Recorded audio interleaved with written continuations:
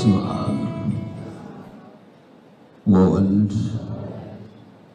ወመንፈስ ቅዱስ አሃዱ አምላክ አሜን። በዚህ ቅዱስ ስፍራ እግዚአብሔር አምላክ በሚወደው ደጅ የተሰበሰባችሁ አእይንተ እግዚአብሔር አበው ካህናት፣ አሃው ዲያቆናት፣ የቤተ ክርስቲያን ጌጦቿ ምእመናን፣ አባቶች፣ እናቶች፣ ወንድሞችና እህቶች፣ እግዚአብሔር አምላክ የሚወዳችሁ ሕፃናት ጭምር ሰላም እግዚአብሔር ከሁላችን ጋር ይሁን። ነፍሷ አዝናለችና ተዋት። ረድኤተ እግዚአብሔርን አጋዥ በማድረግ ዛሬ በዚህ ርዕስ የክፍል 1 ትምህርት እንማራለን። ሰው ለሰው አስታዋሽ፣ ሰው ለሰው አሳሳቢ ስለሆነ በልቡና የሚያሳድር በአይምሮ የሚቀርጽ የቃሉ ባለቤት ያው እግዚአብሔር የምትሰሙትን ሁሉ በልባችሁ ይፈጽምላችሁ፣ የሚደረገውንም በዚህ ውስጥ ያለውን ተአምር ሁሉ በቤታችሁ ያደርግላችሁ። ለእኔም ለምናገረው ማስተዋልና ምስጢሩን እንዲያድለኝ አንደበቴንም እንዲያከናውን የአምላክ ቅዱስ ፈቃድ እንዲሆን ሁሉ ጊዜ በጸሎታችሁ አስቡኝ። ይህ ቃል የሚሰማችሁ ሁሉ ሐሳብ ሕሊናችሁ በሰማያት ይኑር። ያላችሁበትን ስፍራ እወቁ። የጽድቅንም ቃል ደስ በሚያሰኙ ጆሮዎች አድምጡ። አንድም እንኳ በዚህ ቅጽር የራሱን ወሬ የሚያወራ ሰው ከቶ አይሰማ። ምድርን ባያት ጊዜ እንድትንቀጠቀጥ ለሚያደርጋት፣ ደሴቶችንም በባህር ልብ እንዲወሰዱ ለሚያደርገው ለሰራዊት ጌታ ለእግዚአብሔር ከዚህ ሰዓት ጀምራችሁ ሁላችሁም ልቡናችሁን አስማርኩ። ነፍሷ አዝናለችና ተዋት። ቃሉ የኤልሳ ነው። የተናገረው ለደቀ መዝሙሩ ግያዝ ነው። እንዲህ የተባለችቱ ሴት በሱነም ከተማ የምትኖር በጣም የታወቀች ብዙ ወገን ያላት እግዚአብሔርን የምትፈራ መጽሐፍ ቅዱስ ታላቂቱ ሴት ብሎ የሚጠራት ናት። በዚህች ቃል ግን ስንመለከት ይቺ ታላቅ ሴት አሁን ልቧ አዝኗል። ይቺ ሴት ተጎድታለች። ይቺ ሴት አዝናለች። ይህንንም የተረዳው ነቢዩ የእግዚአብሔር ሰው ኤልሳ ሴቲቱ ነፍሷ አዝናለችና ተዋት ይለዋል ለግያዝ። መጽሐፍ ቅዱስ በመጽሐፈ ነገሥት ካልዕ ሁለተኛው መጽሐፈ ነገሥት ምዕራፍ 4 ላይ ከቁጥር 8 ጀምሮ ታሪኩ እስከ ቁጥር 37 ድረስ ይዘልቃል። ይህንንም በሁለት ክፍል እያየን ከዚች ልቧ ካዘነባት መጽሐፍ ቅዱስ ግን ታላቅ ሴት ካላት፣ እግዚአብሔር ከመሰከረላት፣ ነቢዩ ከጻፈላት፣ ኤልሳ ከተናገረላት ከዚህ ሴት ምን እንደምንማር ለእያንዳንዳችን የሚሆነንን ሁሉ እግዚአብሔር በዚህ ትምህርት ውስጥ ያሰናዳ። እንዲህም ሆነ ይላል።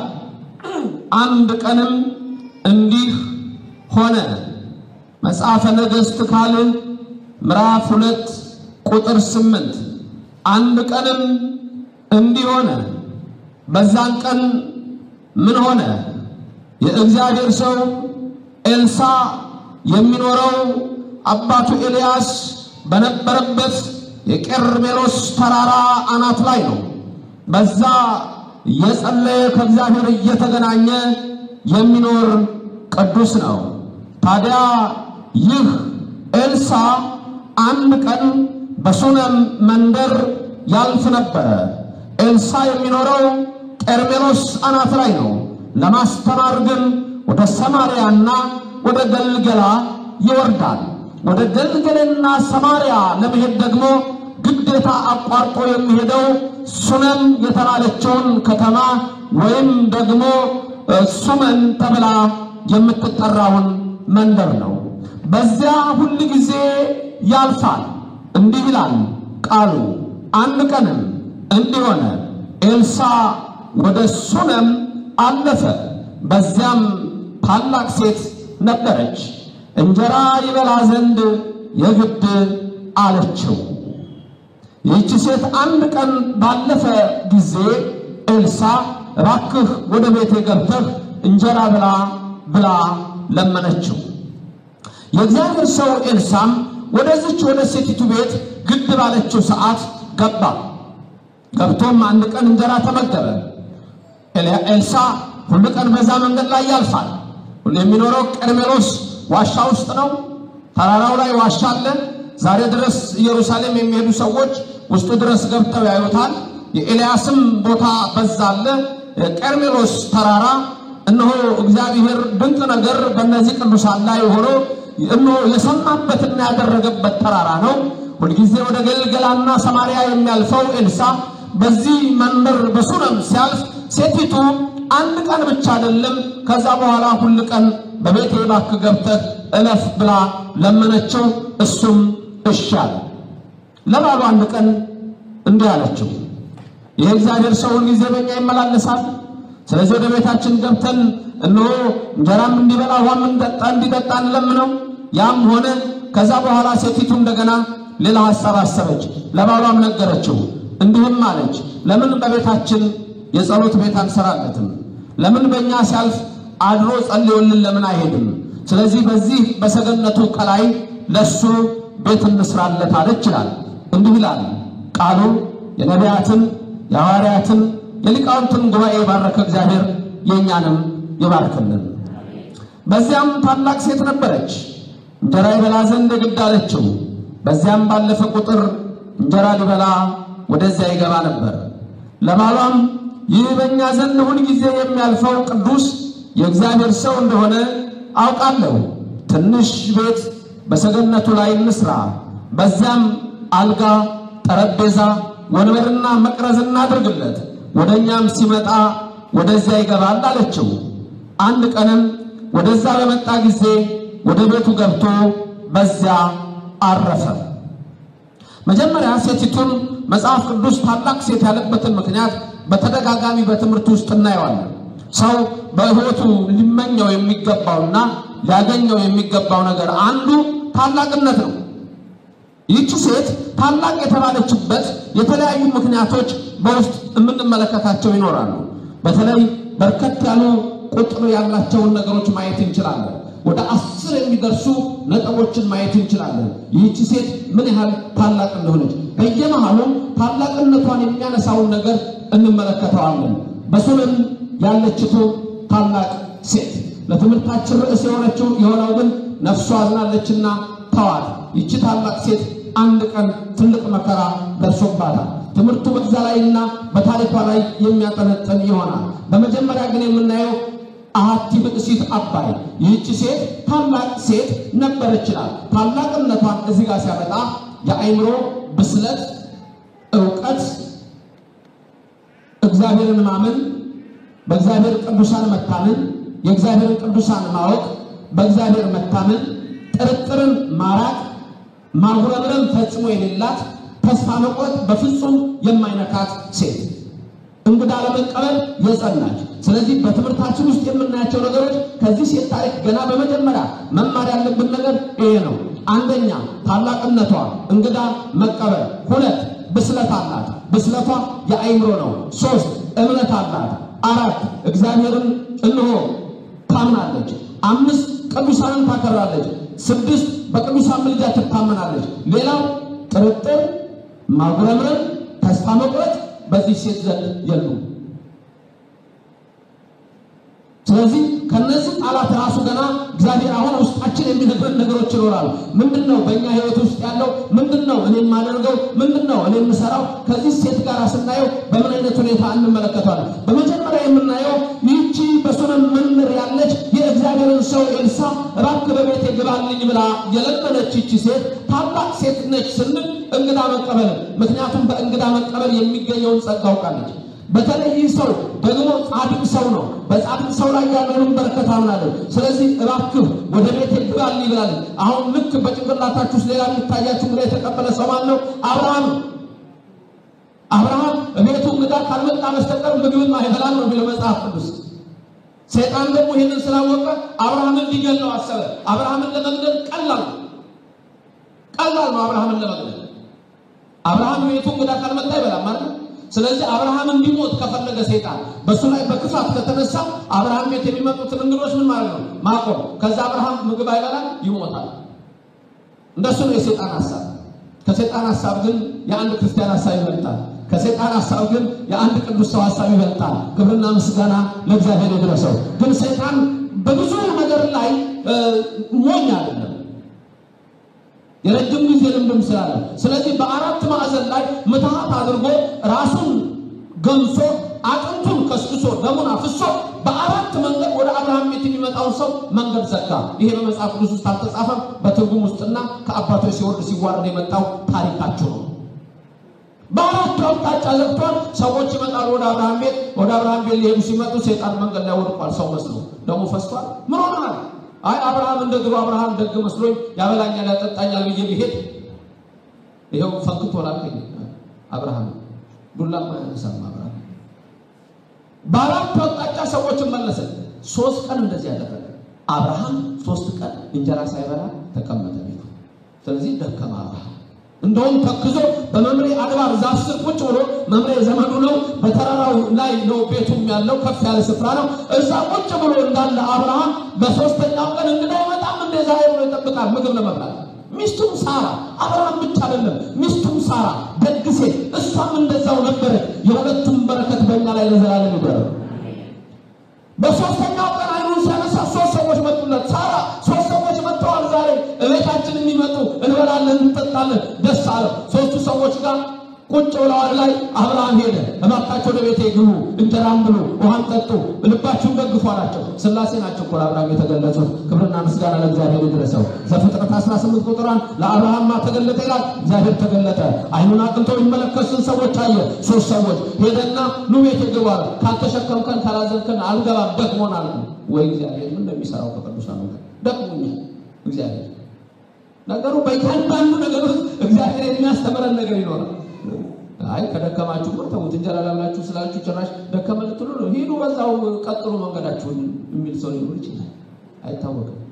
እሺ አብርሃም ከዛ ተሸከመና የመሃሉን ያዘዋል።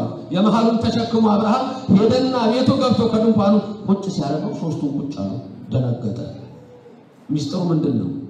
አዎ ሰው ሆናለሁ በጀርባ ተዘላለሁ ነው። ኢየሱስ ክርስቶስ ነበረ ለአብርሃም በእንደዛ አይነት የተገለጸለት። ክብርና ምስጋና ለእግዚአብሔር ይድረሰው። ወደ ጓዳ ገባ። ሳራ 3 መስፈር ያድርግና ግን በአንድ ላይ ለውሻዋል። ሚስጥረ ሥላሴ ተገልጦለታል። እግዚአብሔርን ተመልክቷል። እንግዳ የመቀበል ዋጋ ይሄ ነው። ከዚህ ታሪክ ጋር የሚገናኝ አንድ ነገር አለው። ከዛ እግዚአብሔር ምንድን ነው ያላት? ሳራ ልጅ አልነበራትም፣ 90 ዓመቷ ነው፣ እድሜዋ ሸምግሏል። አብርሃም 99 ነው። ስለዚህ እግዚአብሔር አብርሃምን ምን አለው? አብርሃም የዛሬ ዓመት እንደገና ወደ አንተ ቤት እመለሳለሁ አለ። አሁን እንደገና እመጣለሁ፣ መጥቼ እበላለሁ አይደለም። ምን ሆናለሁ ነው? በረድኤት ቤት እገባለሁ። ሚስት ሳራ ምን ትሆናለች? ወንድ ልጅ ትወልድልሃለች። የዛሬ ዓመት እመለሳለሁ። ሳራ የት ውስጥ ነበር ያለችው? ጓዳ ውስጥ። እግዚአብሔር ከአብርሃም ጋር ሲነጋገር ሰማችና ሳራ ምን አለች? ሳቀች። እግዚአብሔር መሳቋን አወቀ። ጓዳ ይሸፍነው፣ ግድግዳ ይሸፍነው። ሳራ አቤት ጌታዬ ለምን ሳቅሽ አላት። አፈረች። ኧረ አልሳቅኩም አለች። 90 ዓመቷ ነው። ልትወልጃለች በ90 ዓመት። ኧረ አልሳቅኩም። ስቀሻል። እግዚአብሔር የሚሳነው አለ? ሳራ እምነቷ ነው። እሷ ሁሉ ጊዜ እምነቷ ምንድነው? የሳራ እምነት ምንድነው? ለእግዚአብሔር የሚሳነው የለም። ስለዚህ በራሱ ሐሳብ ሳራ ለእግዚአብሔር የሚሳነው አለ አላት። ኧረ የለውም አለች። በቃ አመነች። ያመነች ነች በፊቱ። እውነትም በዓመቱ ይስሐቅ ነው እንደዋል። ስቃ ነበር፣ ስሙንም ሳቅ ብላ ጠራችሁ፣ ደስታ ብላ ጠራችሁ። እግዚአብሔር ሳቅ አድርጎልኛል አለች። እግዚአብሔር ደስታ ያድርግላችሁ። ክብርና ምስጋና ለስሙ ይድረሰው። ስለዚህ ይህች የሱነም ሴት ከዚህ ታሪክ ጀምሮ የምታቅናት እና አብርሃም ያገኙትን እና ይስሐቅ ያገኙትን እና ያዕቆብ ያገኙትን በረከት የምታቅናት በአዲስ ኪዳን ቢሆን እንግዳ መቀበል የምታውቁት ነው። ጌታ ኢየሱስ ክርስቶስ ክብር ይግባውና ዘኬዎስ ቤት ሲገባ አይታችሁታል። እነ በማርያም በቢታንያ በማርያምና በማርታ ቤት እየገባ ምግብ ይበላ ነበር ኢየሱስ ክርስቶስ። አርአያነት ነው፣ አብነት ነው። ታምረ ኢየሱስ ላይ ምን ይላል? በተለይ በበዓለ ሐምሳ ቤቱ ቄስ ጠርቶ ካህን ጠርቶ ጸሎት አድርጎ የጋበዘ እኔ እግዚአብሔር በቤቱ ለዘላለም እገባለሁ ታቀላል። ትርጉሙን ካወቅ ነው፣ በተለይ እውነተኛ ሰዎችን ካገኘ። ይህች ሴት በሰማም መንደር ያለችው ታላቅ ሴት የተባለችዋ እንደው ዛሬ ቀድመን ታሪኳን እንወቅ ብለን ነው እንጂ ርዕሳችን ነፍሷ አዝናለችና ተዋ እንዴት ነፍሷ ሊያዝንባት ቻለ የሚለው ጋር ለመድረስ ነው።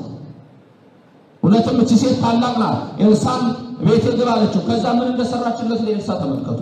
በሰገነቱ ላይ ለኤልሳዕ የመኝታ ክፍል ሰራችለት። በሚያርፍበት ሰዓት እንዲያርፍ ነው። አልጋ አስገባች፣ ከነባሏ አስገቡለት፣ ጠረጴዛ አስገቡ፣ ወንበር አስገቡ፣ መቅረዝ አስገቡለት ይላል። ጠረጴዛና ወንበር ስታውት ኤልሳዕ ምን አይነት ሰው ነው ማለት ነው? አንባቢ ነው ማለት ነው። ጠረጴዛና ወንበር ካረገችለት ምን አይነት ሰው ነው ኤልሳዕ? አንባቢ ነው። ሁለተኛ መቅረዝ አስገባችለት፣ ምን መብራት፣ ቆሞ ለጸሎት የሚያደርግ ነው ኤልሳዕ። ስለዚህ እቺ ሴት ታላቅ መሆኗን አያችሁ። ያ ኤልሳዕ የእግዚአብሔር ሰው ቤቷ ሲገባ ማን ነው አብሮት ከኤልሳዕ ጋር የሚገባ? እግዚአብሔር። ቤቷ ውስጥ ሲጸልይ ማን ነው የሚጠራው? እግዚአብሔር። ቤቱ ጠንቋይ የሚያስቀምጥ ያልታደላል፣ ቃልቻ የሚያስቀምጥ እኮ ይኖራል። ይህች ሴት ታላቅ ሴት ስለሆነች ኤልሳዕ ማን እንደሆነ ስላወቀች ኤልሳዕ ቤቷ ገባ ማለት እግዚአብሔር ገባ ማለት ስለሆነ ስለዚህ ያንን ያመነች ናት ይህች ሴት። ሌላው መጀመሪያ ግን ቤት ከመስራት የጸሎት ቤት ከመስራት በፊት ትልቁ ነገር የሚቀድመው አንዱ የዚህ ሴት ታላቅነት ልቧ ነው። ልቧ ለእግዚአብሔር ቦታ አለው። ትልቁ ነገር እሱ ነው። ልባችን ለእግዚአብሔር ቦታ ሲኖረው እኮ ነው በመቅደሱ ሄደን የምንቆመው፣ ቤታችን ለጸሎት የምንቆመው ወይም ለቤታችን ይሄ የእግዚአብሔር ቦታ ነው የምንለው። ያ ልብ በዚህ ሴት ዘንድ ስላለ ለዚህ የእግዚአብሔር ሰው ኤልሳዕ ቤትን አዘጋጀችለት። ሌላው የዚህ ሴት ታላቅነቷ ታላቅ ሴት ብሏታልና ይሄ ሁሉ ጊዜ በእኛ የሚያልፈው አለችው ለባሏ ጠርታ፣ ይሄ ሁሉ ጊዜ እኮ በእኛ የሚያልፈው ወደ ሰማርያና ገልገላ የሚሄደው እኮ ይሄ ሰው ቅዱስ የእግዚአብሔር ሰው ነው። ናሁ ዝንቱ በእሴ እግዚአብሔር ቅዱስ ውእቱ፣ ይሄ ንጹሕ ክቡር የእግዚአብሔር ነቢይ ነው ኤልሳዕ አለች። አወቀችው። ተመልከቱ፣ ኤልሳዕ ሲቀባ የለችም። ኤልሳዕ እውነትም ንጹሕ የእግዚአብሔር ሰው ነው። ናሁ ዝንቱ በእሴ እግዚአብሔር ቅዱስ ውእቱ፣ እውነትም ኤልሳዕ ቅዱስ ነው። ኤልሳዕ ቅዱስነቱን በመጽሐፍ ቅዱስ አንደኛ ነገሥት 19 ላይ እንዴት እንደተጠራ ይሁት። በአንደኛ ነገሥት 19 ከቁጥር 19 እስከ 21 ላይ በቴስቢ ዘገለዓድ የነበረው ነቢዩ ኤልያስ የእግዚአብሔር ቀናኢ ነቢይ ወደ መጨረሻው ሰዓት ሲደርስ እግዚአብሔር ምን ብሎ ተናግሮታል? እነሆ ኤልያስ ኤልያስ በአንተ ፈንታ ነቢይ የሚሆንልኝን እነሆ ያንን ኤልሳዕ ትቀባልኛለህ፣ ኤልሳዕ ነቢይ ታደርገዋለህ።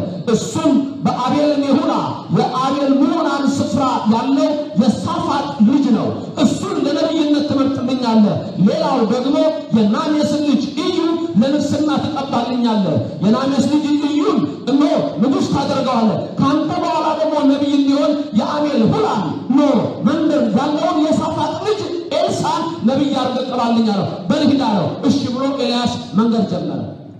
የሚሄደው ኤልሳዕ ወዳለበት አገር ነው። ያቺ ስፍራ የአቤል ሜሆላን ተብላ ትጠራለች። እዛ ቦታ ላይ ኤልሳዕ በጣም ባለጸጋ ስለነበረ በ12 ጥማድ እያሳረሰ ነበር። 12 ጥማድ እያሳረሰ እሱ 12ኛው ላይ ሆኖ እያረሰ ኤልያስ ሂድና ቀባው ብሎታል። ጥራው ለነቢይነት ምረጠው ብሎታል። ኤልያስም ዝም ብሎ በዛ መንገድ ላይ እንደተራሰው እያለፈ ሲያልፍ ቀስ ብሎ ሄደና በለበሰው መጎናጸፊያ ኤልሳዕን ነካ አደረገውና ሄደ። በኋላችን መጎናጸፊያ ይሰጠዋል። እጽፍ ድርብ ሆኖ በረከቱ ያድርበታል። ነካ አድርጎት ሲያልፍ ከዛ ሲሄድ ወደ ኤልሳዕ መጣራት ጀመረ። አባ ጠብቀኝ ጠብቀኝ አለ። ዞር አለ ኤልያስ። ምንድነው አለ? ጠብቀኝ አንድ ጊዜ። ምን አለ ከኔ ጋር? ኧረ አባ ጠብቀኝ አንድ ጊዜ፣ እናትና አባቴን ልሳማቸው፣ በቃ ልውጣ፣ አንተን ተከትዬ እግዚአብሔርን ልመን ልውጣ፣ ጠብቀኝ አለ። እንዴ እኔ ምን አደርግልሃለሁ? ከኔ ተመለሳለሁ። በኋላ እባክህ አንድ ጠብቀኝ፣ ከብቶችን ማርጄ ለድሆች ላብላ፣ ለሰውም ልመግብ። ዛሬ ብዙ ሰው ወደ ገዳም ሲሄድ ያለውን ንብረት ሸጦ እንደሚሄድ እንደና አባ እንጦንስ እንደና አባ ጳቁሚስ ዓለምን ትተው እንደሄዱት ሁሉ ኤልሳዕ ያሉትን በሬዎች በጠቅላላ አድርጎ ለድሆች ሰጥቶ ኤልያስን ተከትሎት ሄደ። ሄደና ተመለሰ ነው። መጨረሻ ላይ ሄደ፣ ተከትሎት ወጣ። ኤልሳዕ የኤልያስ ደቀ መዝሙር ሆኖ በቅድስና የኖረ ሰው ነው። ሁልጊዜ እግዚአብሔር ሰው ስለሆነ ይህች ሴት ምን አለች? ናሁ ዝንቱ ብእሴ እግዚአብሔር ቅዱስ ውእቱ ባሌ ውዴ ሆይ ይሄ እኮ ሰው ቅዱስ ሰው ነው እና ወደ ቤታችን እንዲገባ እናድርገው። እነዚህ ሰዎች በጣም ጥሩ መሆናቸው የምታውቁት ሁለቱም ይስማማሉ። ግን ቤታቸው ያስገቡት ሰው በደንብ አውቁት። ናሁ ዝንቱ ብእሴ እግዚአብሔር ቅዱስ ውእቱ ዝም ብሎ የተመጠነው ማለት ነው። የእግዚአብሔር ሰው ንጹሕና ክቡር ልዩ ነው የሚጸድቅ ሰው። አንዳንድ ሰዎች የማይሆን ሰው አስገብተው ቤታቸው ይጎዳሉ። የማይሆን ሰው ያስገቡና ሲጎዱ ይኖራሉ።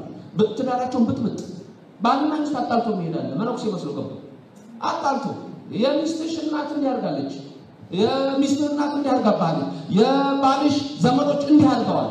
እቤቱ አጣልቶ ይሄዳል። የኛ ሰው ደግሞ በቃ አሁን ተአምር ፈላጊ ሆኗል። እንደው ሌላውን ተአምር ፈላጊ የኢትዮጵያ ሕዝብ ዝም ብሎ ተአምር ፈላጊ ሆኗል። ስለዚህ ወደማይታወቅ ገደል በከፍተኛ ሁኔታ እየገባን ነው አብዛኛው ሰው ኢትዮጵያ ውስጥ።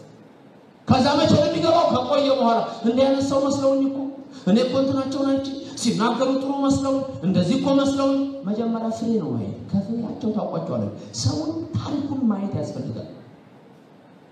ትክክለኛ ግንኙነት ፈልጋለሁ ካላችሁ ከአንድ ካህን ጋር የካህኑ ታሪክ ሙሉ በሙሉ ማወቅ አለባችሁ።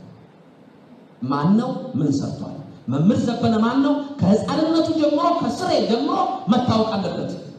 ያኔ ነው መምህር ዘበነን መስማት ይቻላል። የት ነበረ? ምን ሲሰራ ነበረ? የት ነው የተማረው? ምንድን ነው የሚያደርገው? ይሄ እጅግ ለክርስቲያን አስፈላጊ ነው። ምክንያቱም ዝም ብሎ አይደለም። ዛሬ ብዙ ሰው ምን ራሱን አሞት የጠመጠመው ሁሉ አባቴ ይፍቱ ይላል። ሰውየው ራሱን አሞት የጠመጠመው መለየት ያስፈልጋል። ምንድነው? ከነጥ ስምንተኛዎች ላይ ያለ ነው። ሁሉም ቄስ ተብሎ ይጠራል። እንኳን ኦርቶዶክስ ውስጥ በምንፍቅና እምነት ውስጥ ቄስ ተብሎ ይጠራል። መጋቤ ከሌ ተብሎ ይጠራል። እንኳን በክርስትና ውስጥ በኦርቶዶክስ ውስጥ አለ፣ በሌላ እምነት ውስጥ ነው። ስለዚህ ዝም ብሎ አይደለም የግድ ሰዎች ዝም ብለን በምናየው ነገር ልንሄድ አንችልም። ይህች ሴት ታላቅ ሴት ናት። ናሁ ዝንቱ ብእሴ እግዚአብሔር ቅዱስ ውእቱ ይሄ ሰው እውነተኛ የእግዚአብሔር ሰው ነው። ባሏም ተስማማ። ልክ ነሽ። ምክንያቱም አንዳንድ ጊዜ የእግዚአብሔር ሰዎች አሉ ኤልሳ እግዚአብሔር ሰው ነው። የንዕማኑን ኢታማጆር ሹም ዋናው ንዕማን ታላቁን ጄኔራል ከለምጹ ፈውሶ እንካ ብር እንኳ ቢል አልቀበልም። ዛሬ ግን እኛ ብር አሳዳጆች ነን። ሰበብ እንፈጥራለን። እዚህ ጋር እንዴት እንትን ተከየ ነበር፣ እዚህ ጋር የሆነች ነገር ሰርቼ ነበር ያልታየ ነገር ካልሆነ በስተቀር ትርጉም የለውም። ናሁ ዝንቱ ብእሴ እግዚአብሔር ቅዱስ ውእቱ ይሄ ሰው ግን ቅዱስ ነው። ኤልሳ ይሄ ሰው የእግዚአብሔር ሰው ነው። ልክ ነሽ ባለቤቴ ውዴ፣ ልክ ነሽ፣ የእግዚአብሔር ሰው ነው። ስለዚህ ቤታችን እንስራለን። አይተውታል። ምን ያደርገው ነው? ገልገላ ሊነግድ አይደለም። ምን ያደርገው ነው? ሰማርያ የእግዚአብሔር ቃል ሊናገር ነው የሄደው። በሰማርያ በዶታይን ሁሉ ነበር ኤልሳ። ስለዚህ ይሄንን በደንብ አድርገው አይተዋል፣ አውቀዋል። ቤታቸው እየገባ ሄዳል። አሁን ግን ምን ታሩ ተረዱ። የእግዚአብሔር ሰው። ስለዚህ ቤት እንስራ። የእግዚአብሔር ሰው ካስጠጋን ማይጠጋና እግዚአብሔር ይጠጋና። የእግዚአብሔር ሰው ስናስተናግድ ማንን አስተናገደ? እግዚአብሔርን። ጳውሎስ ሐዋርያ ምንድን ያለው? በረከቱ በሁላችሁ ይደር። አንዳንዶች ሳይሆኑ መላእክትን እንግዳ ተቀበሉ። ይሄ ሰው መስለው ሎጥ እኮ ሰው መስለው እኮ ሁለቱን ሰዎች እቤት ይገቡ አላቸው። ሁለት መላእክት ናቸው፣ ሚካኤልና ገብርኤል። ምን መታደል ነው? መታደል ነው እንጂ ጌታ ቤታችሁ ይመጣል። ምን ይሰማችሁ? ጌታ ቤታችሁ ይመጣል። ልክ አሁን እንደዚህ ሴት ኤልሳ እንደገባ እናንተ ቤት ኤልሳ ይመጣል። ዘኬዎስ ቤት እንደገባ ጌታ ይገባል። ባላዛርን በቢታንያ እንደገባው በእናንተ ዘንድ ቢመጣ ምን ትላላችሁ? ቤት ካላችሁ ይገባል። ምን ችግር አለ? ቤት ካለን ይገባል። በሩ ከተከፈተ ይገባል። ራእይ 3:20 እኮ በደጅ ቆሜ አንኳኳ ነው ማን ቢከፍትልኝ ይገባለሁ ነው እኮ። እንዴ አሁን እየገባ አይደል እንዴ? ነው ያንዳንዳችን ልብ ውስጥ እኮ አለ ክርስቶስ። ክብርና ምስጋና ለእሱ ይድረሰው። የእግዚአብሔር ቃል መስማት እኮ እሱ በልባችን ገባ ማለት እኮ ነው። ይሄ እኮ ነው ጸጋው፣ ይሄ ነው እኮ ክብሩ። ለዚህ እኮ ነው ከሌላው ዓለም እኮ ምን ላይ አሁን በሰዓት ምን ሰሞን ሌላ ነገር ይሆን የዛ ነገር መንፈስ ነው የሚገባው። መንፈስ አለ ሁሉም ነገር። ስለዚህ እግዚአብሔር ቃል በምንሰማበት ሰዓት እግዚአብሔር ከኛ ጋር ያድራል። ስለዚህ እግዚአብሔር ከኛ ጋር ይኖራል። ይህ ኤልሳ ቅዱስ የእግዚአብሔር ሰው ነውና ቤት እንስራለት አለች። እሱም እሺ አለ። ቤት ሰሩለት። ኤልሳም ሁሉ ጊዜ እዛ ቤት እየገባ ያርፍ ነበረ። በቅዱስ ላይ ያለው በረከት በዛ ቤት ላይ ይገባል። ይህች ሴት ቀድማ ገና የብሉይ ታሪክ የወንጌል መልእክት የገባት ሴት ናት።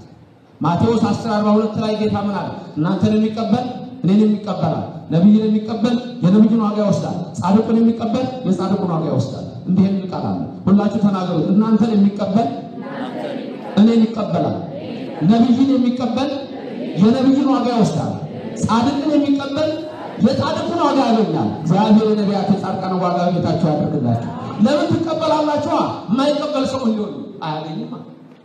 የማይቀበል ሰው እንኳን አንዳንድ ሰው ወደ ራሱ ተርጉሞታል። አሁን በዘመኑ ያለው ምንድነው የሚያደርገው? ወደ ራሱ ይተረጉማል። እና እናንተን የሚቀበል እኔን ይቀበላል፣ ስለዚህ እኛ ነው ብሎ ይሰብካል። እኛ ነው ብሎ ይሰብካል። ለቅዱሳን አንድ ቀን ተናገሩ የማያውቀው ስለ ራሱ ይናገራል። ማቴዎስ 10:42 እግዚአብሔር ምን አለ? ነብይን የሚቀበል የነብዩን ዋጋ ይወስዳል፣ ጻድቁን የሚቀበል የጻድቁን ዋጋ ይወስዳል። ይህች ሴት ታላቅ ሴት ናት። በሱነም መንደር የነበረችው ያልነው ኤልሳን በመቀበሏ የማንን ዋጋ ታገኛለች? የኤልሳን ዋጋ ታገኛለች። ይህች ሴት ታላቅ ሴት ናት። ክብርና ምስጋና ለእግዚአብሔር ይድረሰው። የእሷን ልብ ለእኔና ለእናንተ የሚያደርግልን። ምክንያቱም በረከት በቅዱሳን ራስ ላይ ነው ይላል። በረከት በቅዱስ ራስ ላይ ነው አይደለም? በቅዱስ ራስ ላይ በቅዱስ በጻድቅ ሰው ራስ ላይ በረከት አለ። መድገም ትችላላችሁ። በረከት በጻድቅ ራስ ላይ ነው። በረከት በማን ራስ ላይ ነው? በጻድቅ ራስ ላይ። ምሳሌ 10:6 ነው። በረከት በጻድቅ ራስ ላይ እንኳን ጻድቅ ቅድም የቅርብ ግንኙነት ለመጀመር ተጠንቀቁ ነው ያልኳችሁ እንጂ ከማይሆኑ ሰዎች ጋር ድንገት እንዳትወድቁ። ማንንም በእግዚአብሔር ስም ካደረጋችሁና ከተቀበላችሁ ዋጋ እንዳላችሁ ይታወቃል።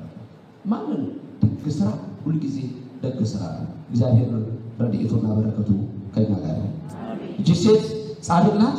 ኤልሳን በመቀበሏ እግዚአብሔርን ተቀብላለች። ስለዚህ በቤቷ ለኤልሳ ማረፊያ ሰራች። ለሱ ብቻ አይደለም፣ አብሮት ከሱ ጋር የሚሄድ ግያዝ የሚባል ደቀ መዝሙር አለ። ግያዝ የኤልሳ ደቀ መዝሙር ነው። ስለዚህ ለሱም እነሆ አብሮ ለሱ ረዳት ስለሆነ እሱም ማረፊያ ያለው እሱም በዚያ ቤት ውስጥ ይገባል። ነፍሷ አዝናለችና ተዋት የተባለው ግያዝ ነው። ሴቲቱን ያረቃት በሞከረ ጊዜ ከዛ በኋላ የሆነው ታሪክ እንዲህ ነው። ግያዝን ኤልሳ ናገረ። ግያዝ እቺ ሴት ሁሉ ጊዜ ታስተናግደናለች፣ እቺ ሴት ሁሉ ጊዜ ትቀበለናለች። ምን ላድርግላት? እስቲ አናግራት። ከንጉሱ ዘንድ የምትፈልገው አለ ወይስ ከአዛዡ ዘንድ አጠቃላይ ከጭፍራ አዛዡ ዘንድ የምትፈልገው ነገር አለ? ከሰው ጋር የሆነ እንትን አላት። ስለዚህ ለንጉሱ እንድነግርላት ወይም ለጭፍራ አለቆች እንድነግርላት ምን ላድርግልሽ ብለህ ጠይቃት። እቺ ሴት አሁን ከኤልሳ ጋር በመተዋወቋ ከማን ጋር ልትተዋወቅ ነው? ከሀገሩ ምን ጋር? ንጉስ ከእስራኤል ንጉስ ልትተዋወቅ ነው አይደል? እንደገና ከወታደሮቹ አለቃ ከጀነራሉ ጋር ልትተዋወቅ ነው። በማን ምክንያት? በኤልሳ ምክንያት አይደል? እድለኛ ነች አይመስላችሁም? ነው አልተስማማችሁም? ሄደ ግያዝ እባክሽ ነይ አንቺ ሱነም ሴት አለና ጠራ።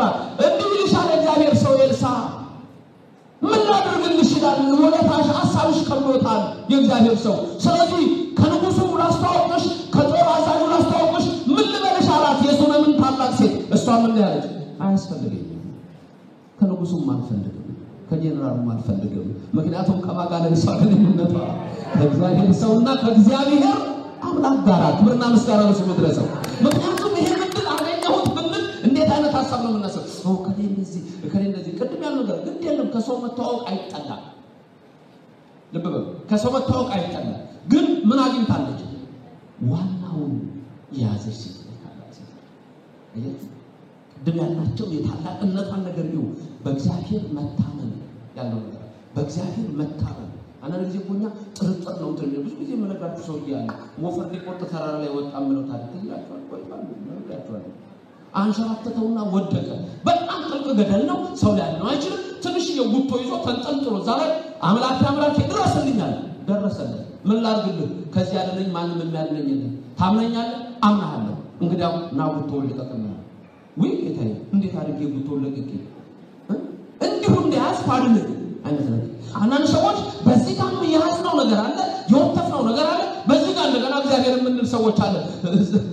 ኤልሳ እዚህ የኤልሳ አባት ኤልሳ አንድ የተናገረው ኤልያስ የተናገረው ቃል አለ እስከ ማዕዜኑ ታነክሱ በክኔ ይሆን ከጋይተኩም እስከ መቼ በሁለት ሐሳብ ታነክሳላችሁ አያችሁ አናን ጊዜ ማለት እግዚአብሔር እናምናለን እንላለን የእግዚአብሔር እምነት እንተውና ደግሞ ከለንዲ ያደርግልኛል ብለን እናምናለን ጉቶይን እንዲያስ ብዙም ብለን ለቀቀኝ እዛው ጁዙ ነው የሚወልቀው ይስ ካመነው እግዚአብሔር ባየር ላይ ያሰደው ምን ችግር አለበት የፈለገውን እኮ ያደርጋል አምናችሁ እኮ የምትጠይቁትን ሁሉ ታገኛላችሁ ያርግላችሁ እግዚአብሔር ይፈጽምላችሁ እግዚአብሔር ስለዚህ እቺ ሴት እኮ ጠንካራ እምነት የነበራት ከንጉሱ ላስተዋወቅሽ ወይስ ከጦር አዛዥ አይ ባረም እኔ እኮ በወገኖቼ መካከል ነው በወገኖቼ መካከል ነው ስለዚህ ምን አልፈልግም ኤልሳ ታዲያ ምን ይሻላል ጊያዝ እንዴ አባ ልጅ እኮ ይላል ማን ነው ወደፊት የሚረዳ ይኸው ባሏም እየሸመገለ ነው ሽማግሌ ነው ልጅ እኮ ይላል በልጥራት ጥራት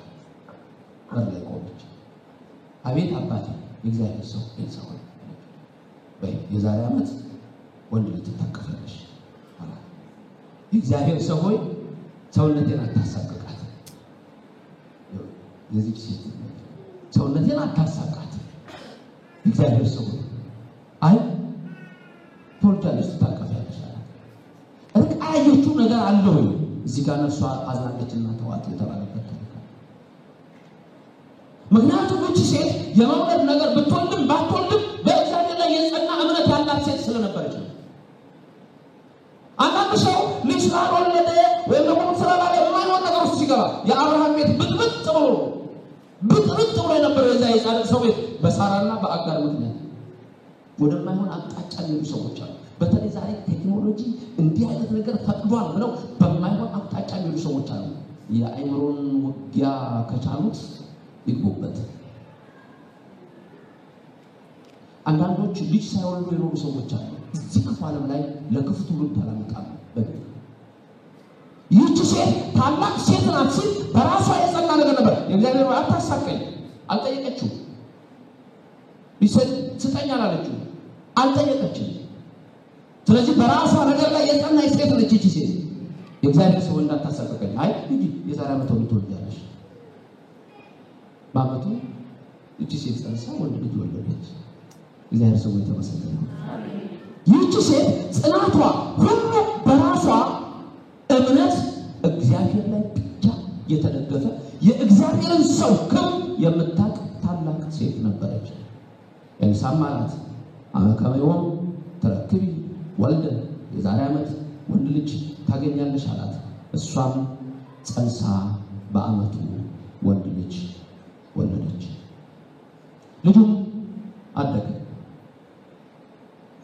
በዛ ቤት ውስጥ የተፈጠረው ደስታ አይነት ማሰላም የእግዚአብሔር ሰው ስላለ የጻድቁ በረከት ስላለ ብዙ ሰው ዛሬ በጻድቃን በረከት ላይ አይመረኮዝም እየተወ መጥቷል የኛም እምነቱ ከመላላቱ የተነሳ አንዳንድ ጊዜ በቅዱሳን ላይ የመመካቱ ነገር ዓለም እየሸረሸረበት ይወስድበታል ብዙዎች ግን በማመናቸው ምክንያት እግዚአብሔር ድንቅ ነገር አድርጎላቸዋል በቅዱሳን ላይ በጻድቃን ላይ ምሳሌ 10:6 ያየነው በረከት በጻድቃን ራስ ላይ ነው ይሄ ቤት የደስታ ቤት ሆነ ልጅ ተወለደ ወንድ ልጅ ተሰጣቸው ደስ አላቸው ከዛ ልጁ አደገ ቤቱ ውስጥ አሳደገችው ከፍ ካለ በኋላ ነው እድሜው ከፍ ሲል ወደ 7 ዓመት እንዲህ ሲሆነው ልጁ እየሄደ ከአባቱ ጋር ግብርና ቦታ ላይ መዋል ጀመረ አንድ ቀን መከር እየተሰበሰበ ፀሐይ ነው ከአባቱ ጋር እያለ መከር እየሰበሰበ አባዬ ራሴን አመመኝ አላችሁ ምን ሆንካል ና ቁጭ ወላለ ወደ ጥላ ወሰደና ቁጭ አረገ ሳይው ትኩሳቱ ሁሉ ብሏል ምን ሆነሃል አለው ራሴን ወገኝ ና አንተ ሎሌ አለና አንድ ሎሌ ጠራውና እባክህ ወሰድልኝ እናቱ ጋር ወሰድልኝ ምክንያቱም አንድ ልጅ ነው ከእናቱ ጋር እንደዛ ነው ከአባቱ ጋር እንደዛ በሩሰልኝ ወደ እናቱ ሰልኝ ቶሎ በልባታል ሎሌውም ወሰደና ወደ እናቱ ወሰደ ገና በጠዋት ወጥቶ ነው ወደ እናቱ ወሰደው እናቱ አየችው ምን ነው ልጅ ምን ሆንካል ራሴን ወገኝ ይጋር ጋር ተወጡ ከጠዋት ጀምሮ እስከ ቀኑ 9 ሰዓት ጉልበቷ ላይ አስደግፋ እያሻሸችው 9 ሰዓት ላይ ነፍሱ ወጣ ይቺው ሱንም ሴት ታላቅ ሴት ናት ተብሏል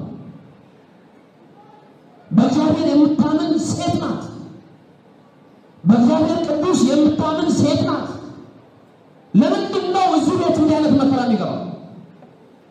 ለምንድን ነው እዚህ ቤት እንዲህ አይነት ስቃይ የሚገባው? አንዳንድ የምታውቋቸው ሰዎች አላችሁ። የምታውቋቸው ሰዎች መከራ የሚያደርቃቸው የሚያስቡት የማይሳካላቸው ወይም አንዳንድ ጊዜ ልክ እንደዚህ እንደ ሱነም ሴት በቃ ሆነልኝ የዛሬ ዓመት ሆነልኝ ትታቀፊያለሽ ሲላት ኤልሳ የእግዚአብሔር ሰው አባቶ ነፍሴን አታሳቃት፣ በቃ ነፍሴን አታሳቃት። በውስጧ የታያት ነገር አለች ሴት። ግን ለምንድን ነው እዚህ ቤት እንዲህ ያደረገው? እግዚአብሔር ስለሌለ ነው። እግዚአብሔር ቢኖር ኖሮማ እግዚአብሔር እቺ ሴት ዝም ብላ ነው ኤልሳን እያስተናገደች እግዚአብሔር አለ ብላ ይሄን የመሰለ ልጇን እንደገና ይሞትባታል። ልጁ ግን እንዴት ነው አወላለዱ? ሰይጣን አንዳንዴ ዝግት የሚያደርግባችሁ ነገር አለ። የልጁ አወላለድ እንዴት ነው? በእናትና በአባት ፍቃድ ወይስ በቅዱስ ሰው ጸሎት? በእግዚአብሔር ፍቃድ በቅዱስ ሰው ጸሎት። ምክንያቱም ኤልሳ በማን ይመራ ነው? በእግዚአብሔር። የዛሬ ዓመት ወልድ ታገኛለሽ አላት። በማን ነው? እግዚአብሔር። ስለዚህ እዚህ ቤት ላይ የሆነው ነገር ነው። አንዳንድ ሰዎች ይሄን እንዲህ አይነት ነገር ሲገጥማቸው እግዚአብሔር ቻርልስ ዳርዊን የ9 እና የ10 ዓመት ልጅ ነች ስትሞት ወደማይሆን ሐሳብ የገባው ቻርልስ ዳርዊን አንድ የምትባል ልጅ ነበረችው። ስትሞትበት ትንናለች ብሎ ይጸልይ ነበር። ብዙ ነገር አደረገ፣ አልዳነች ልጅ። አንዳንዴ በቤት ውስጥ የሚያጋጥሙ ነገሮች አሉ። አንዳንድ ሰዎች ድንገት ሲወልዱ ያ ሰው የወለዱት ሕፃን ሙሉ በሙሉ እነሆ ጤነኛ ሆኖ ላይ ወለድ ይችላል። ለምንድን ነው እንደዛ የሚሆነው? አንዳንድ ጊዜ አደጋ ይፈጠራል። እንዴት ነው እንደዚህ አደጋ ሊፈጠር የሚችለው? ምንድን ነው በእንደዚህ አይነት ነገር ላይ የሚመጣው? ባለፈው ኢንዲያና ትምህርት ቤት ውስጥ በጠዋት 5:30 ሲወጡ እየነዱ መኪና ተጋጭተው 3 ኢትዮጵያን ልጆች ሞተዋል። ነፍሳቸውን እግዚአብሔር በገነት ያው። አንዱ ልጅ ኢትዮጵያ ሄዶ ከአባቱ ጋር ቆይቶ የ19 ዓመት ልጅ አባቱ ጋር ቆይቶ ብዙ ነገር አድርጎ ተመልሶ እንደመጣ እንደዚያ። ምንድነው እዛ ቤት ውስጥ የተፈጠረው?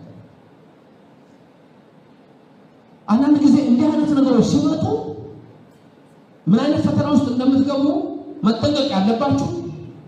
እግዚአብሔር ነው ረስቶኛል፣ እግዚአብሔር ነው ላይ እግዚአብሔር ለምን ያደረገ እንኳን ይሄ ትልቅ አደጋ ደርሶበት አነሱ ትንሽ ነገር ሲያጋጥመው እንኳን ችግር የሚገጥመው ሰው ቀላል የሚባል ነገር የለም።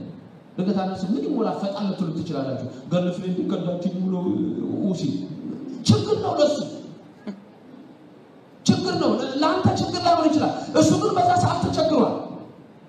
ብዙ ሰው በራሱ ሐሳብ የሚሆነው ነገር አለ። ለምን የሚጨቀው ነገር በዛ ሰዓት በቃ ከብዶታል። እንኳን ይሄ ትልቅ ሐዘን ነው። እንኳን ትልቅ ሐዘን ሁሉም ነገር ቀላል አይደለም። ሰው ላይ ሲደርስ ህመም አንድ አይነት ነው።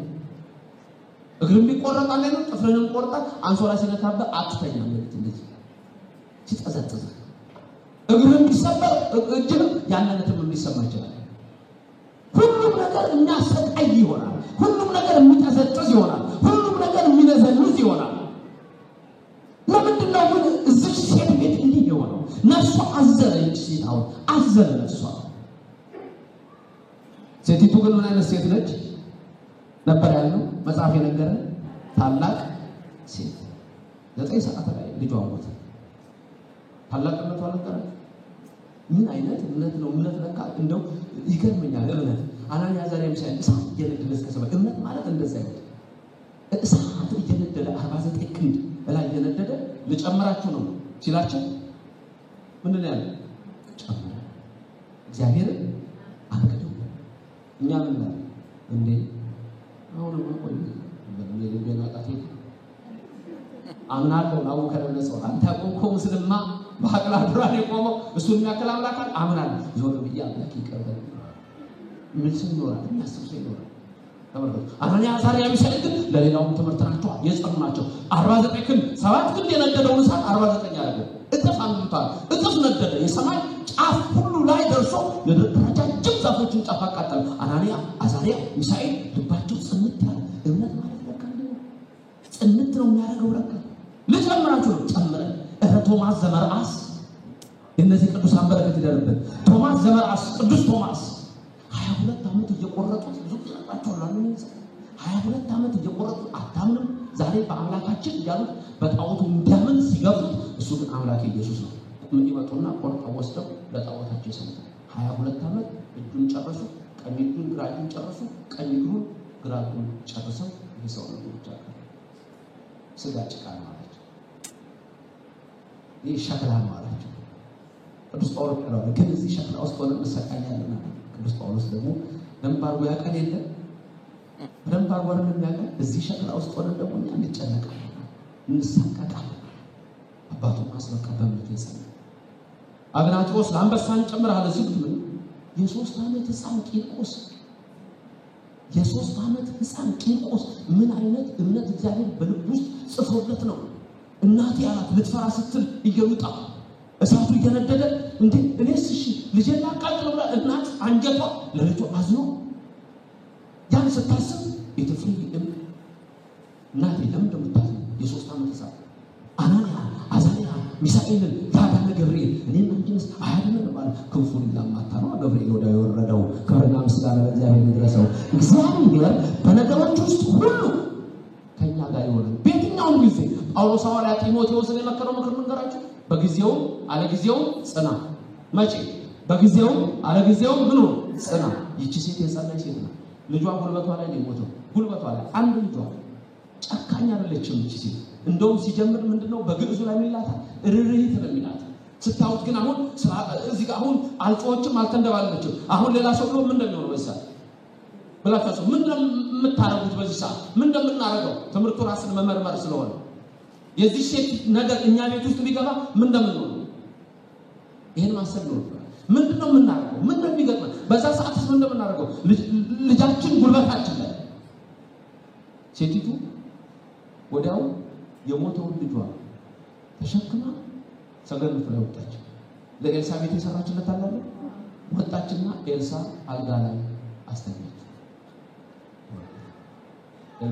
ኤልሳ አልጋ ላይ አስተኛች አሁን ሁላችሁም ባንዴ የሚገባችሁ ብለ ልጁ ብድቅ ይላል ብላችሁ ማለት አሁን ጭንቅላታችሁ ይገባ ኤልሳ ላይ አስተኛች ስላችሁ ጭንቅላታችሁ ይነሳ ነው ያላችሁ የላችሁ አልተነሳ ምን ልትሆኑ ነው ባይነሳባችሁ አልተነሳ አያችሁት አልተነሳ ስለዚህ ምንድነው ትንሽ የሚፈልገው ነገር አለ ማለት ነው እግዚአብሔር አሁን ከኔና ከናንተ አያት ትንሽ የሚፈልገው ነገር አለ የሚነክረን ነገር አለ ምክንያቱም እኔ ወዳው ይሄን ታሪክ ገና ያን በጣም ህፃኖኝ ስማር ካለቃ መሰረት ተሰማ ትርጓኑ ታሪኩን ስማር ገና አልጋው ላይ አስተኛም ሲባል በጣም እኔ እንዲሆኝ ነው የምሰማው ነገር ሁሉ ሲደጋገም አልወድም ነበር ግን ከብዙ ሰው ጋር ነበር የምንማረው አንዳንዴ ይደጋገማል እኔ አንዴ ይያለው ከሰማው ጻፍኩ ነው በቃ ይሄ እግዚአብሔር የሰጠኝ ደግሞ ሲነገር እንደወደ ሌላ እንደድሞ ይብዬ በቃ ከመምሬ ጋር አፍ እስከሚቆጥኝ ድረስ ትልል ልክ አልባው ላይ ሆነ ሲባል ተነሳ ብዬ ስጠብቅ በሩን ዘግታ ወጣች ሴት በሩን ዘግታ ወጣች አስተያየች ከዛ መልእክት ሎሌ ጠርታ ቶሎ በል ለባሊ እንዲበል አንድ በቅሎ ና አንድ ሎሌ አተምጥቶ ሌላ እንዲመጣልኝ ቶሎ ነገርልኝ እና ደባባላች ያን ሎሌ እየሮጠ ሄዶ ለባባ ነገረው ቶሎ ብለህ አንድ በቅሎ እንድትልክልኝ ብለሃለች ወደ እግዚአብሔር ሰው ቤት ደርሼ እመጣለሁ ብላለች ኤልሳ ጋር ቀርቤሎስ ኤልሳ ጋር የዛሬ ዓመት ወንድቶች ነፍሴን እንዳታሳቅቃት አንተ እግዚአብሔር ሰው ያለችው ትይዛችሁ ነፍሴን እንዳታሳቅቃት በቃ እምነቷ ይጸና ሴት ተመልከቱ በሞተ ነገር ላይ ተስፋ የማይቆርጥ ሰው የጥርጥር የሌላት ሴት እንዴት ታላቅ ሴት ነች ይቺ ሴት እኛ ወደ ነው የሚደወለው ወደ ድር ወደ ሸንጎ ወደ ወልስቲ እንዲያርጉ ብዙ ነገር ነው የግድ ነው ማረግም አለበት ምክንያቱም እዚህ ደረጃ ላይ አልደረስንም እዚህ ሴት ደረጃ ላይ አልደረስንም ማረ ቅድስት ሴት ነች መንፈሷ በእኛ ላይ አይደለም የዚህ ሰው በረከት ደግሞ በእኛ ላይ አይደለም ቅዱስ ኤልሳ ቶሎ በላለች ወዲያው ምንድነው አንቺ በዚህ ሰዓት የምትሄጂው መባቻ አይደለ ሰንበት አይደለ የሚከደው በየሰንበቱ ነው ለበዓል ነው የሚከደው ምን ልታረጊ ነው የእግዚአብሔር ሰው ጋር አሁን የምትሄጂው ምን ታረጋለች አላት አይደለም ደህና ነው በቃ እሺቱ ቃል ሁለት ቦታ ይንቃል ተጠቀማለች ደህና ነው ምን አይነት አንደበት ነው ደህና ነው ምን ልታረጊ ነው የምትሄጂው ደህና ነው ግድ የለም ሁሉም ነገር ጥሩ ነው አያችሁ የሚጎል ነገር እቺ ሴት ማታወራ በሩ ሴት እቺ ሴት ተስፋ ማትቆርጥ ሴት፣ እቺ ሴት በእግዚአብሔር ያመነች ሴት፣ እቺ ሴት ሁሉን እንዳመጣጡ እንድትቀበል እንድትቀበሉ ኃይል ይሆናችሁ አሜን። የሌላው ሰው ልጫዋን እንዳመጣጡ እንቀበል። አሁን ወዲያው ምንለው እግዚአብሔር አንተ ዋሸኸኛ እኔ ልስጠኝ ይያለሁ ኤልሳዕ ጋር ምን ይላል? ኤልሳዕ እኔ ልስጠኝ ይያለሁ ጸባያችሁ ሁሉ ለወጣው ደስታና ሐዘን ሁሉ ሰው ጸባይ ይቀይራል። እና እኔ በጣም የተደሰተ ሰውታችኋል የሚያደርገውን ማቅ ሲፈነጥስ ሲያዝንም ደግሞ እንዲሁም የሚያደርገውን ማቅ ሰው አለ። አይፈርድባቸው ሁለቱ የሚመራቸው ሌላ መንፈስ ነው ውስጣቸው ሁለቱ ያኛውን ሐዘን ይኛውን ደስታ አስቸጋሪ ደህና ቅን ሐሳብ ለእናንተ በትንሹ አነቆስና ቆበረም ምን ትንሽ ራስ ካመመ የሆነች ነገር ቆበቀ የሆነች ነገር ከጎደለችብኝ አቤት እዚህ ቤት እንደዛ ነው መንፈስ ነው የሚያስብ። ስለዚህ የዚህ ሴት ጽናቷ በእኔና በእናንተ ልብ ውስጥ ይጻፋል። አሜን። ንግግራችሁ ሁሉ ቀና ነው። አንዳንዴ ሞትና ሕይወት አፍ ላይ ነው። ሞትና ሕይወት ብዙ ጊዜ የሚያስብ ሰዎች አይሳካልኝም ሊሄዱ ሲሉ ገና ሊገቡ ሲሉ እኔ እኮ ልሞክር ብዬ ነው እንጂ አይሳካልኝም። ይሳካልም አይችልም። መጀመሪያ ስኬት ጭንቅላት ውስጥ ነው። ስኬት ልብ ውስጥ ነው። ለዚህ ነው መለወጥም አንችልም። በአብዛኛው ታሪካችን ላይ የትናንቱን ታሪክ ልንደግመው ያልቻልነው ዛሬ ያለንበት ነገር አስተሳሰባችን ሁሉ ቀና ነው። ያ በእግዚአብሔር የሚያምን ሰው ሙሉ በሙሉ ተስፋ ያለው ሰው ንግግሩም ቀና ነው። ሁሌ የምናማርር መሆን የለበትም። እቺ ሴት የምታማርር ሴት አለች። እና ማማር የእስራኤል ከግብፅ እስራኤል ለመድረስ ስንት ቀን ነበር መንገድ የሚፈጀው? 40 ቀን። እነሱ ስንት ጊዜ ተጓዙ? 40 ቀን። እንደዚህ ያዞረ እዚህ ይመልሳቸዋል። በእንግዲህ ይሁን ከፈለክ ካላመንክ ማውረምረም ራበን ከሰማይ ምግብ ወርዶ ሲመገቡ ሰለቸን። ምን አይነት ታሪክ ነው? ውሃ ጠማን አፍልቆ ሲሰጣቸው እንደገና ይሄ ከፍ ስላለ ነው ቦታው ቆላ ቢሆን እግዚአብሔር ምግብ አያወርድ። ፈተና ጥርጥር ሁልጊዜ ማጉረምረም ሁልጊዜ የሚያጓምሩት አንዳንድ ሰዎች ያላቸው ፊታቸው ሁልጊዜ ተቆረ ምን አለ ፈገግ ይባል አይከፈል አትከፍሪ ምን አለ ፈገግ ብትይ ሚስታቸው ላይ የተቆሳተሩ ያሉ ባሎች አሉ። ለዚህ ማለት ሚስት ላይ አንበሳ ትሁን ነው አንበሳ አለ ሁሉ አንበሳ ባህሪ አላቸው። በቃ ሰው መልካም ንግግር ካፋቸው ማይወድ አንዳንድ ሴቶችም እንደዛ እንዲህ አይነት ባህሪ ያለው ከፊቱ ላይ ራሱ ይታወቅ አነጋገር ጀምሮ መቀየር አለበት። ደግሞ መቀየርም አለባቸው። የሰው ልጅ ደህና ነው እዚህ እንደው ደህና ነው ግን ነገሩ ደህና ያደርግልኛል እኮ ነው እግዚአብሔር። ክብርና ምስጋና ይሁን እግዚአብሔር ደህና ያደርግልኛል ነው እንጂ ያ ሰዓት እኮ ደህና አይደለም ማለት ነው ለሴቲቱ። እንደው ኤልሳዕ ነው ሲናገር ተዋ ነፍሷ አዝናለችና ያለው ውስጧ ነው። አንዳንድ ጊዜ የውስጥ ባህሪያችሁ ለሰው አትግለጡ። ስራም ቦታ ምን ሆነ ሀልስ ተምትባል አትጠብቅ። እርግጥ አይቻልም። አንዳንድ ጊዜ ግን ቻሉ በቃ ሁሉ ጊዜ ፊታችሁ ላይ የሚሰማው የሚታየው ነገር ለማንም አትግለጡ። ምንም ላይ ያደርግላችሁ ሰው ምን ወጣችሁ ነው የምታሳዩት? ምን ያደርግላችሁ? ሊያወራባችሁ እኮ ነው ሄደው እኮ እንደዚህ ነው የሚረዳ መስሎ እንኳን ያወራለ ሰው ሌላ ነገር የሚረዳሽ መስሎ የምትረዳሽ መስሎሽ የነገርሻት እንኳን ድንገት የእውነተኛ ልብ ጓደኛ ካላገኛችሁ በስተቀር እኮ ያለ ውሸታም ነው። ያለ ቀጣፊ ነው። ውሸታም አለም እኮ ውሸታም የበዛበት እኮ ነው። አጠገብ አልቆ ሰው ሄዶ እኮ ሌላ ቦታ ሌላ ሊያወራል ነው። ክፉ እንኳን ነው የምንኖርበት አለ።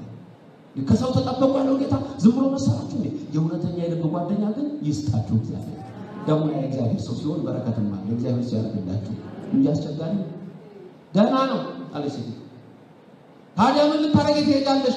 ለባሏ እንኳን እኮ ነው ደህና ነው።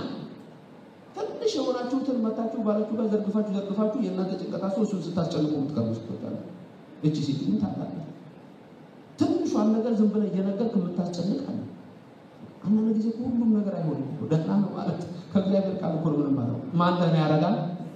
እንደ ንግግር ነው። እግዚአብሔር ደህና ያደርጋል። እግዚአብሔር ደህና ያደርጋል። በቅሎውን ከአንድ ሎሌ ጋር አከላት። ሎሌውንም በል አቁም እስካልማልን ድረስ ሂድ ወደ ቀርሜሎስ ፍጠን ብላ ልጇን በኤልሳዕ አልጋ ላይ አስተኝታ እሷ ወደ ቀርሜሎስ ሩቅ ነው መንገዱ ከሱነም ቀርሜሎስ በጣም ሩቅ ነው ስለማቀው ሩቅ ኤልሳ ያለበት ዋሻ ሱነም በጣም ርቀት ከዛ ተነስታ እየገሰገሰች ወደ ቀርሜሎስ ተራራ ላይ ኤልሳ እግዚአብሔርን አመስግኖ ጸልዮ ባለበት ሰዓት አንዲት ሴት ስትመጣ ተመለከተ። ጊያዝ ሱናማዊቱ ሴት መጣለች። ሩጥ ምን ሆናለች? ጠይቃ ደህና ነች? ባሏ ደህና ነው? ልጇ ደህና ነው? ሂዱት ጠይቅልኝ አለ። ጊያዝም እየሮጠ ወደ ሴቲቱ ሄደ። ደረሰ። ምን ነው ደህና ነሽ? ባልሽ ደህና ነው? ልጅሽ ደህና ነው? ደህና ነው። ለጊያዝም አለ ደህና ነው። ተመልከቱ ደህና ነው። ከዛ በኋላ አይ ጥሩ አለ ጊያዝ። መጡ ወደ ኤልሳ አናቱ ተራራው ላይ ወጡ። ሴቲቱ ወዲያው ግን ሮጣ ሄዳ እግሮቹን ጨበጠች፣ ልፍት ብላ ሰገደች። ያኔ የእውነተኛዋ ልመና በኤልሳ ፊት ፈሰሰ።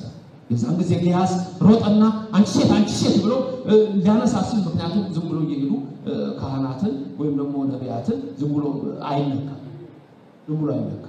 ስለዚህ አንቺ ሴት ምንድነው ብሎ ያርቃት እንዲህ ሲል ጊያዝ ተዋት ነፍሷ አዝናለችና ተዋት አለ።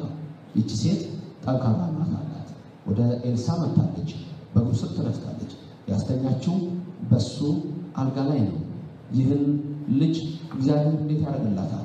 የጊያዝ እይታና የኤልሳ እይታስ ለኛ ምን ትምህርት ይሰጠናል? ዛሬ ግን ታላቅ ሴት ናት። እግዚአብሔር ታላቅ እንዲያደርገን ፍጹም በሱ ማመን በቅዱሳኑ ማመን የአይምሮ ብስለትና እውቀት ከኛ ጋር እንዲሆኑ በእግዚአብሔር ቅዱሳን ላይ መታመን እነሱንም ማወቅና ማክበር በመልጃቸው መታመን ጥርጥርን አርቀን ማጉረምረምን አሽሸን በውስጣችን ተስፋ በምንም ነገር ላይ ተስፋ ሳንቆርጥ እግዚአብሔር ያውቃል ደህና ነው የሚለው ንግግር ካለበታችን ይውጣ።